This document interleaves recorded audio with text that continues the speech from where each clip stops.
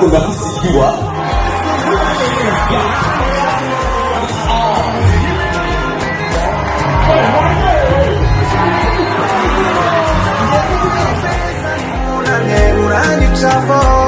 Cause only you make me follow.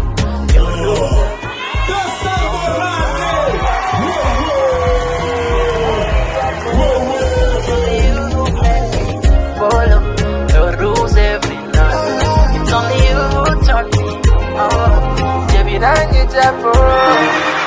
I know I said and if not be you, I will die, I go crazy.